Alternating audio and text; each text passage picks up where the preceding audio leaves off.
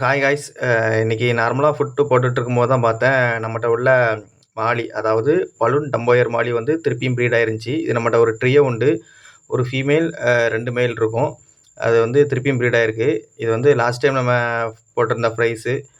இதில வந்து ஒரு 2 வெரைட்டியா இருக்கும். இது வந்து தெரிந்த ஒரு சின்ன சைஸ் தெரியுதுல்ல, இது வந்து லாஸ்ட் டைம் ப்ரீட் ஆனது. உள்ள 1, 2 பெருசு தெரிறது வந்து அதுக்கு முந்தின ப்ரீட் ஆனது. இதோட க்ரௌத் வந்து அந்த அளவுக்கு இல்ல. ஏன்னா ப்ரீட் ஆகி கிட்டத்தட்ட ஒரு 30 நாள் இருக்கும். ஆனா இந்த சைஸ்ல தான் இன்னும் வளர்ந்திருக்கு. ஆல்ரெடி கிரீன் வாட்டர் கல்ச்சர்ல தான் இது இருக்கு. இந்த கிரீன் வாட்டர்ல இருந்துமே இந்த அளவுக்கு தான் க்ரோத் இருக்கு. சைஸ் வித்தியாசம் பார்க்க உங்களுக்கே தெரியும். லாஸ்ட் 2 பேஜ்ல உள்ள ப்ரைஸ் இது. இந்த அட்டை உள்ள ரிமூவ் பண்ற அந்த ப்ரைஸும் இதே இதில தான் நான் ஆட் பண்ண போறேன். இதுக்கு வந்து ஃப்ரிட்ஜ் பாக்ஸ் தான் எனக்கு தேடி அலைஞ்சிட்டு இருக்கேன். இன்னும் ஒழுங்கா கிடைக்கல. ஃப்ரிட்ஜ் பாக்ஸ் கிடைச்ச உடனே இத ஃபுல்லா நான் ஃப்ரிட்ஜ் பாக்ஸ்க்கு நான் மாத்திருவேன்.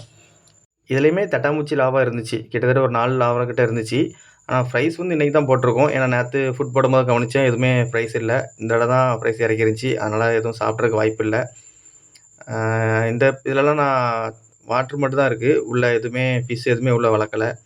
Amazon frock feet. அது போக நம்மட்ட வாட்டர் லெட்யூஸ் பிளான்ட்டும் நம்மட்ட இருக்குது. இது பார்க்கறதுக்கே நல்லா அழகா இருக்குது. கிட்டத்தட்ட ஒரு குளத்துல இருக்கிற மாரி இருந்துச்சு. ஓகே. நம்ம வந்த வேலைய பார்ப்போம். அ அதாவது பிடிச்சிருக்கிற ப்ரைஸ ஃபுல்லா பழைய ப்ரைஸ் இருக்கிற டேங்க்லயே ஆட் பண்ணிட்டு, டெம்பரேச்சர் செட் பண்ணிட்டு அப்படியே ஆட் பண்ணி விட்டேன்.